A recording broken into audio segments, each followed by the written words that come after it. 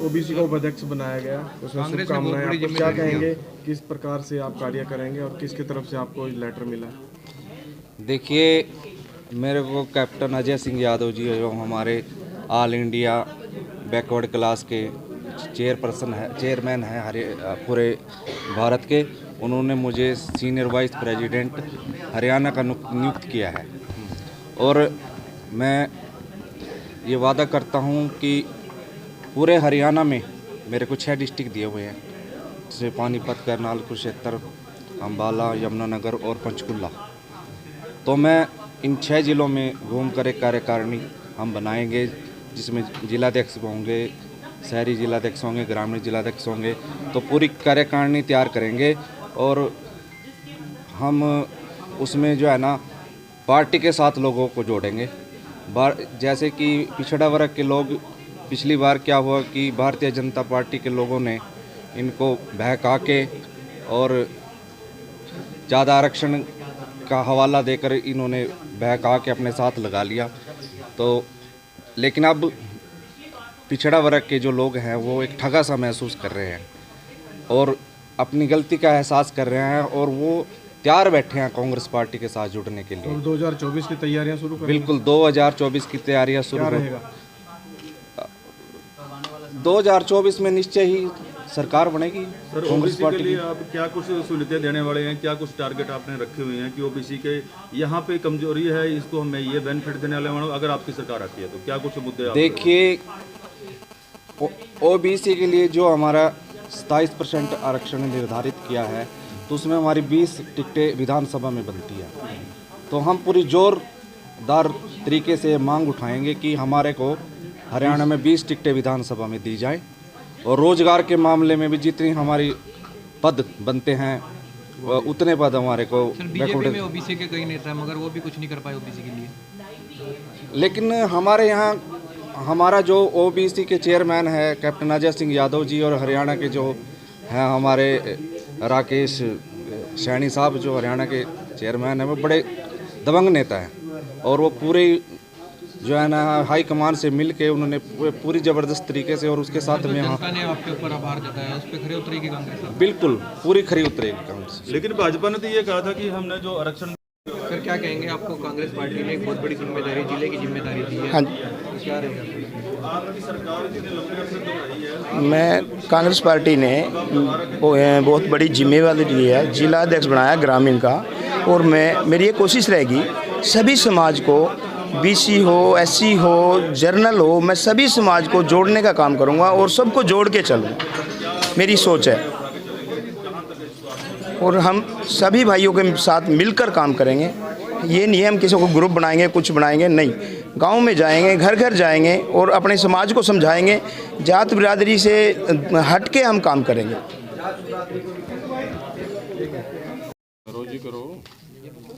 किस चीज़ को लेकर मैम आज की कॉन्फ्रेंस की गई है?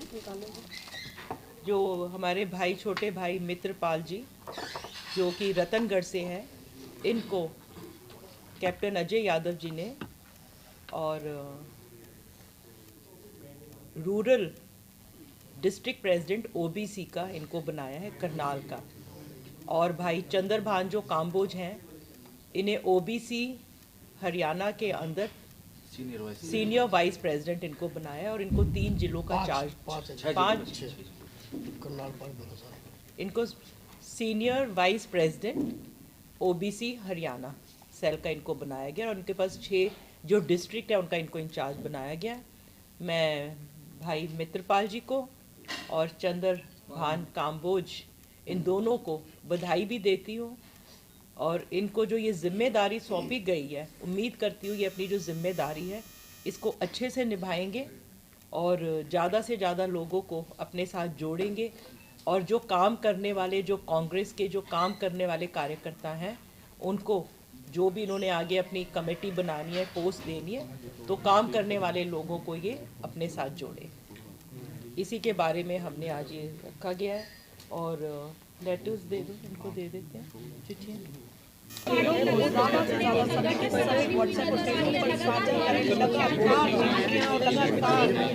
पोजीशन जो है कांग्रेस संगठन का ऑल इंडिया कांग्रेस दे रही है तो जो हमारे इंचार्ज हैं कैप्टन अजय सिंह यादव, उन्होंने हमें हमारे को जो जिम्मेवारी। हम बहन जी भी है, ये भी 2 बार विधायक रही हैं और ये भी विधायक के कैंडिडेट हैं। हम इन लोगों को इनके माध्यम से इन चेहरों को ओबीसी को जो भटके वो बताया चंद्रपाल ने, हम चाहते हैं कि हर हल्के में अपना एक टीम तैयार करें और आने वाला जो चुनाव है बहन जी को या वीर सिंधु ग्रोंडे हैं जो भी कांग्रेस का टिकट अर्थी इलेक्शन लड़ेगा, हम अपने को जैसे यूथ कांग्रेस है, महिला कांग्रेस है और कांग्रेस है, हम ये चाहते हैं कि इन दोनों भाइयों की वजह से करनाल ज़िले में हम पूरी कांग्रेस को और मजबूत करें और आने वाला जो टाइम होगा हमारा, हम उस पर लग रहे हैं। आपको पता है हम जो बात कहेंगे हल्की नहीं कहते, हम जो पूरे ब्लॉक में पूरे इसमें संगठन तैयार करेंगे। संगठन तैयार करके एक हम ओबीसी का और बैकवर्ड और रिसोर्स जा रहा किसान मजदूर का एक बड़ा आंदोलन जो है शहर में खट्टर के खिलाफ निकालेंगे मोर्चा, जो 8 से 10 किलोमीटर का होगा, जो आखिरी से लेके आखिरी तक आदमी होगा, उसकी संख्या जो है 10,000 को, 20,000 को, 23,000 को, उसकी भी इसके पीछे एक रणनीति हम तैयार कर रहे हैं। जैसे कि बीजेपी पन्ना प्रमुख है ना, ये भी हमारे कांग्रेस के जैसे कि हमारे जितने बूथ हैं, हर बूथ पे एक अगर यूथ कांग्रेस का साथी रहेगा तो हम उस एक साथी को भी उस बूथ पे कांग्रेस के लिए एक एक वोट निकालने के लिए, ताकि ओबीसी को ये लोग जानते हैं, हम नहीं। मैं अलग कास्ट से मतलब समझ रखता हूँ, जब जातिवाद अगर बीजेपी ने फैला दिया तो उसका हथियार उसी से काम इस्तेमाल करेंगे और हमारे जो रघुवीर जी हैं, मेहनती साथी हैं, मिलकर काम करेंगे और जितना भी खट्टर जैसे अमित शाह था, लाखों लोग जो करनाल में देखने के लिए राहुल गांधी ने उमड़ा, उससे उन्हें रैली करनाल में रख दी। करनाल के बाद उन्हें सोचा यहाँ तो भाई नहीं हो पाएगा, सुमिता सिंगर की बड़ी सभा हो गया है, वहाँ चले जाओ, किसान भोड़ा होता है, वहाँ ना कोई किसान गया। मोदी साहब खट्टर साहब तो 250 किलोमीटर चला गया, वो 150 किलोमीटर से नहीं आ सका। ये अपना अमित शाह इतना डर गया, इतनी भीड़ देख के डर गया, भीड़ ज़्यादा है कि बेचारा डर गया, वापसी ही चला गया। आने वाला जो टाइम है वो कांग्रेस का है और भविष्यवाणी करता हूँ मैं, पक्की कभी आज तक नहीं करूँगा, जो करूँ पक्की करो। बीजेपी की 174 सीट आऊँगी देश में, राहुल गांधी आएगा, नीचे कांग्रेस में सुमिता सिंह, रघुवीर सिंधु और जैसे नौजवान विधायक भारी बहुमत से सरकार लेके आ रहे हैं भाई। और कोई साथी ये कहता है कि मैं ज़्यादा काम करूँ, वो ज़्यादा कराए, तो हरियाणा में कांग्रेस में जयपाल मानता है ज़्यादा काम ना तो किसी ने करे ना कोई कर सकता, मगर जीतने के लिए जो जीतेगा उसी के पर दाव लाओगे भाई। लंगड़े घोड़े पर क्यों दाव लाओ कोई भाई, तो भाई जीतने वाले घोड़े पर दाव लगेगा और वे 72 सीट होंगी। तो मैं तो आप साथियों से एक ही आश्वासन देता हूँ भाई, हम आस्था हो सकते हैं हमारे किरण चौधरी में, किसी के इसमें भूपेंद्र हुड्डा में, किसी सैलजा में, किसी के उसमें। जब लड़ाई आओगी ना करनाल की या पूरे हरियाणा की लड़ाई, उसमें चाहे भूपेंद्र हो, चाहे सैलजा हो, सुमिता सिंह हो, रघुवीर सिंधु हो, मिलकर भाई तकड़े से ताकत से चुनाव जिताएंगे। और पंचों की पंचों विधानसभा कांग्रेस के बहन जी तो 2 बार बन ली भाई, तो ज़्यादा बात करेंगे तो कहेंगे बहन जी की बात कर रहा है तो टिकट तो हाईकमान ने देना। जीतने वाला घोड़ा है जी, करनाल में कौन है जीतने वाला घोड़ा? नहीं जो भी नाम नहीं, मतलब नहीं देखो, ये तो मेरी अपनी निजी पर्सनल है। अगर सरकार जब भी आती है जब आप जीतने वाले पर दाव लगाओगे, अगर आप दाव लगा दोगे वैसे लगा दिया दाव तो आप फिर क्या होगा, 15 सीट होंगी, 15 सीट से तो काम नहीं चलता ना। तो आपका तो ये नौजवान साथी है जो पुराने पड़े जिनके साथ वोट हैं, सुमिता सिंह है, मजबूत है भाई, इसमें कोई बात थोड़ी है। 2 बार राहुल गांधी की भारत जोड़ो यात्रा के बाद कितनी मजबूती नजर आ रही है? कितने लोग सदस्य लेने में आगे आ रहे हैं? पूरे हरियाणा से करनाल से कोई भी बीजेपी का और लोक दल का, हर चाहे बीजेपी रात हम एक फंक्शन में इकट्ठे थे बहन जी, हम साथी जो बीजेपी के कट्टर समर्थक है, वो भी क्या कहते हैं आप समझ भी जाओगे, उसको मेला लुट गया। वो कितना बात कही, मेला लुट गया, यानी कि अब तो मेला लुट गया है। तो एक आन मिलो सजना फिल्म आई थी, कारवा चल रहा अपना दिलीप कुमार की तरह, ये तो बड़ा लहर है, इसमें बड़ा भारी संख्या में मतलब इसमें कांग्रेस कार्यकर्ता इसमें जुड़ेगा। नीलोखेड़ी में और इंद्री में हारने वाले घोड़ों को टिकट दे दी थी, बंता राम को इधर दूसरे, उनका कोई काम नहीं। तो अब ऐसी टिकट अब तो शेर ले आती है सारे कांग्रेस में। लेकिन इतनी मजबूती के बाद भी अलग अलग क्यों नजर आती है कांग्रेस? एक ही मंच पर कभी भी कांग्रेस इकट्ठी क्यों नहीं नजर आई? इकट्ठे तो है जी सब सर, हमेशा अलग अलग नजर आते हैं। नीचे से जो मंदिर होता है ना, उसकी टांग 4 होती है, दुमज ऊपर एक हो जाता है। अब दुमज, अब सुमिता सिंह टिकट लाओगी, मान ले हम एक हो जाएंगे, रघुवीर लाओगे हम एक हो जाएंगे। जब तक ये आस्था है, मेरी बहन में आस्था है, किसी की आस्था आप में, किसी की रघुवीर में आस्था है, तो आस्था का रोड़ा है बस सिर्फ। बाकी तो हम सब एक है बिल्कुल। अगर आप कहोगे भाई वो पत्रकार कर रहा है, वो मीटिंग कर रहा है, वो हम सब मिलकर कर रहे हैं ताकि सारा काम इकट्ठा कर लें एकदम। आप भी टिकट की दावेदारी करेंगे? की बात करते हो, ओबीसी का हर साल जातियां तो उसमें बढ़ाई जाती हैं, पर नौकरियों कोटा नहीं बढ़ाए जाते। क्या आपकी सरकार है कि ओबीसी में नौकरियों कोटे बढ़ाए जाएंगे? मिली थी, पहले भी मिली है। नहीं, बहुत कम कोटा तो वही रखा हुआ है। जाति हर साल कोई ना कोई नई जाति शामिल कर दी जाती है ओबीसी में। 27% आरक्षण था, 27 में से 17 ही चल रहा है, लेकिन 10% पे अभी तो कोई किसी सरकार का लाभ नहीं मिल जब सरकार बनेगी, ये जो बने हैं ओबीसी, सन 90 में ओबीसी में 5 जातियां थी, आज 54 जाति कह रहे हो, बता रहे हो आप। हर साल जातियां बढ़ाई जाती हैं, पर कोटा वही का वही है। नहीं, कोटा भी बढ़ेगा ना जब ये आपकी सरकार है कि कोटा बढ़ाया जाएगा? बिल्कुल बढ़ाएंगे, सरकार में अपनी आवाज उठाएंगे। कोटा किया जाएगा? ये तो ये मजबूती इनके ऊपर है, जो ये लीडर्स बताएंगे ना उसके बारे में। सर, ये पहले सरकार आने से पहले के ही दावे रहेंगे या बाद में भी कुछ किया जाएगा? जनता तो गरीबी भी बढ़ती चली जा रही है और महंगाई भी बढ़ती चली जा रही है। वादे भाजपा सरकार ने भी बहुत किए थे, आज तक पूरे नहीं हुए। अगर रसोई की बात करें तो लगा होगा तब में और अब में कितना फर्क आ गया है। उस टाइम किसान खुश थे, जो नौजवान थे रोजगार थे, महंगाई भी इतनी नहीं थी। पर ये जो बीजेपी की सरकार है, ये सिर्फ झूठे वायदे करती है, इन्होंने झूठे वादे किए हैं। और आपने देखा होगा कल जो बजट आया है, बजट के अंदर नौजवान के लिए, उनके रोजगार के लिए कुछ नहीं रखा गया है। जो इन्फ्लेशन है, जो प्राइस, जो महंगाई बढ़ रही है, उसके ऊपर किसी भी प्रकार की चर्चा नहीं है कि किस प्रकार से महंगाई को कम किया जाएगा। जो ये बात करते हैं कि भी हरियाणा का तो कहीं जिक्र ही नहीं है। आपने देखा होगा कल जो बजट आया उसमें कोई हरियाणा के ऊपर डिस्कशन नहीं है, सिर्फ 2-3 बार सिर्फ मेंशन हुआ है, वो भी जो पुराने जो मेडिकल कॉलेजेस बन रहे हैं उसके बारे में छोटा मोटा उन्होंने किया है। और नौजवान तो बहुत परेशान है इस सरकार से। मनरेगा जो है गाँव के अंदर जो हमारे बेरोजगार, जो गरीब आदमी है, जो ये बोलता है ये कांग्रेस की चलाई स्कीम थी जो मनरेगा है, जो ये कहता था मैं गरीब हूँ, मेरे को रोजगार चाहिए, तो 100 दिन का रोजगार गांव के अंदर देते थे।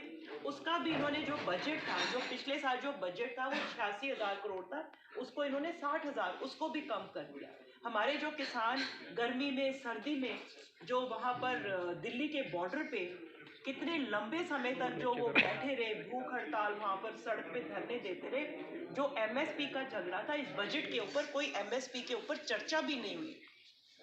मतलब लोगों के साथ ये धोखा दिया जा रहा है। मैम, क्या लग रहा है अगर ये मुद्दे ऐसे खड़े रहते हैं तो क्या अगर सरकार बदलती है तो क्या कांग्रेस जो है ये हल कर पाएगी किसानों? कांग्रेस ने पहले भी हल किया है। कांग्रेस ने कितने 1000 करोड़ का जो हमारा जो किसानों के ऊपर जो कर्जा था वो माफ किया। किसानों के जो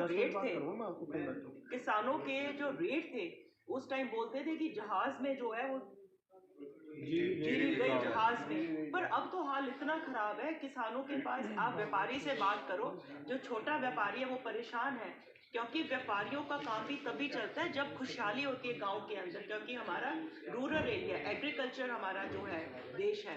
अगर किसानों के पास पैसा नहीं होगा तो व्यापारी भी दुखी होगा।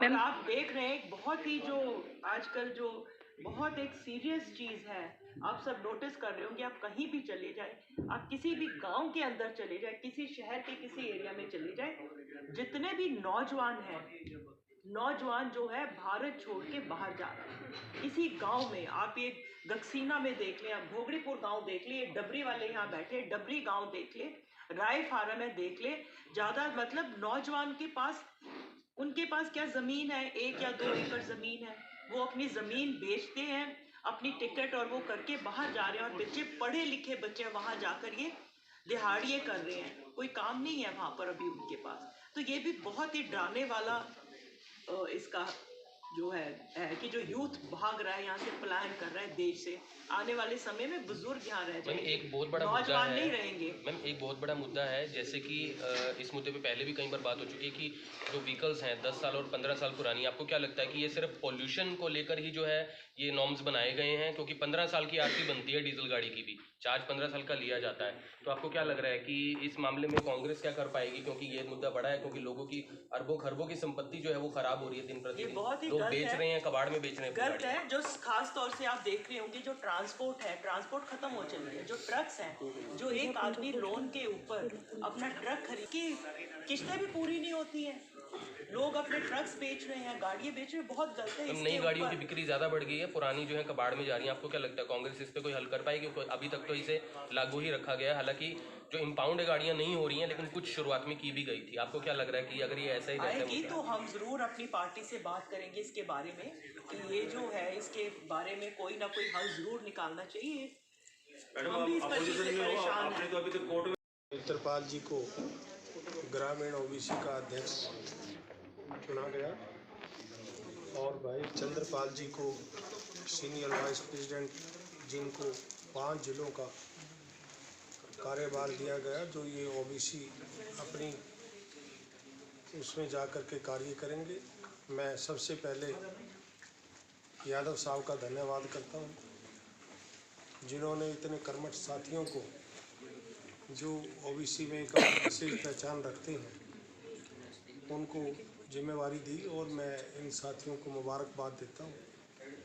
और आपके माध्यम से जो कहना चाहूँगा कि कल बजट जो सरकार ने पेश किया है, इस बजट में ना तो किसान की कोई बात है, ना कोई छोटे दुकानदार की बात है, ना व्यापारियों के लिए है, आप कर्मचारी के लिए भी कोई बात नहीं रखी गई है। आप देख सकते हैं कि कोई भी एक दुकानदार या कोई व्यापारी गाड़ी लेता है तो उसको गाड़ी 8% इंटरेस्ट पे गाड़ी मिल जाती है। अगर किसान एक ट्रैक्टर लेता है वो 12% पर धक्के खा कर उसको लोन होता है। सरकार को सोचना चाहिए, किसान अपने कृषि यंत्रों से जो खेती करके पूरे देश का पेट पालता है, उसके लिए लोनिंग का जो हमारा इंटरेस्ट का सिस्टम है उसको 4% पे या 3% पे रखना चाहिए, जिससे कि किसान को कर्जबंद नहीं होना पड़ेगा। और जो किसान कृषि कार्ड अपने बनवाता है, 1 एकड़ पे 1 या 2 लाख रुपए का कृषि कार्ड वो उसको देने के लिए करते हैं, जबकि पर एकड़ आज हरियाणा में तो करोड़ों रुपए का 1 एकड़ ज़मीन है, जिसको 3 या 4% पर अगर किसान को इंटरेस्ट पर दिया जाएगा लोन, उसको 8-10 लाख रुपए तक दें तो किसान आड़तियों के चंगुल से निकल सकता है। और जो उनकी ज़मीनें जो आज तक उनकी पीढ़ियाँ कर्जबंद हैं, वो उससे बाहर आकर के अच्छे से अपना कार्य करके देश के लिए हम और ज़्यादा पैदा कर सकते हैं। और जो आज बेरोजगारी का आलम है पूरे देश के अंदर, पूरे प्रदेश की मैं बात करूँगा, हरियाणा में आज जो भारतीय जनता पार्टी के लोगों ने डीसी रेट पे 18,000 15,000 रुपये पे नौजवान लड़कों को, पीएचडी किए हुए एमए पास लड़कों को, हमारे जो इंजीनियरिंग करे हुए लड़के हैं उनको रोज़गार देने का, अच्छी नौकरी का कार्य किया है। ये एक लोगों को परेशान करने वाली बात है। कोई पक्की नौकरी ना दे करके सेंटर में 2 करोड़ नौकरियां साल में देने की बात की थी, हरियाणा में 2 लाख नौकरियां देने की बात की थी। तो ये सरकार किसी भी बात पर खड़ी ना उतर के आज सबका शोषण कर रही है, चाहे वो किसान है, चाहे मजदूर है, चाहे नौजवान है। जो हमारे आप जो गरीब बच्चे थे, जो SC ST के बच्चे थे, वो बहुत कम पैसे में उनका मेडिकल में, इंजीनियरिंग में एडमिशन होता था। आज 10-10 लाख, 40-40 लाख में वो डिग्री करेंगे तो उनके पास खाने के लिए तो पैसा नहीं है, लेकिन वो डिग्री करने के लिए अपने पे लोन लेके उनको पूरी ज़िंदगी के लिए सरकार गिरवी रखने जा रही है कि आप बैंकों से लोन लो, अपनी पढ़ाई करो। पढ़ाई करने के बाद उनको नौकरी नहीं मिलेगी, 20-30 हज़ार की जो नौकरी मिलेगी उससे वो लोन क्लियर करते रहेंगे। तो इस तरह का इस सरकार का जो रवैया है उसको पूरा का पूरा इनका जो सिस्टम है लोगों ने देख लिया और आप लोगों के माध्यम से हर रोज़ हमारी पार्टी के नेता बड़े ज़ोर शोर से उठा रहे हैं। आप करनाल में देखिए कि हमारी पार्टी के साथी सारे के सारे हर रोज़ कोई ना कोई समस्या लेकर के सरकार की आप लोगों के बीच में आते हैं और आप लोगों के माध्यम से वो लोगों तक पहुंचाने का कार्य करते हैं। तो जो आने वाला समय है, आप लोगों ने अभी कई सवाल उठाए कि भारत जोड़ो यात्रा के बाद लोगों ने में एक ही चर्चा है कि आने वाला समय जो कांग्रेस पार्टी का है और वो कांग्रेस की सरकार आएगी। अभी हम प्रोग्राम कल ही हमारी एक मीटिंग थी, हमारे प्रभारी जी ने ली थी, हाथ से आपने हाथ ये बोला कि किसान मतलब आड़ती से चौंगा वो पहले उस किसान के हाथ काट लिए जाते हैं, उसके ब्लैंक चेक ले लिए जाते हैं, उसके खातों में पेमेंट डाल के उन पेमेंटों को निकाल लिया जाता है। तो इस तरह की बात में किसान कहाँ निकल जाएगा? आड़ती के चंगुल से कभी भी नहीं निकलेगा। तो आड़ती के चंगल से अगर सरकार निकालना चाहती है तो कृषि का विशेष पैकेज रख के इनके लिए कृषि कार्ड जो बनाए जाते हैं उनको 3 या 4% पे इंटरेस्ट पे उनको दिया जाए और एक एक किसान को जितनी उसकी ज़मीन है 10 या 15 लाख रुपए पर एकड़ के हिसाब से उसको दें, जिससे कि वो आड़ती को उसके पैसे देके उससे अच्छी तरह से भाईचारा रख के फ्री होके वो अपने कार्यों को बढ़ा सके। हमारा ये मुद्दा है किसानों के लिए कि जब एक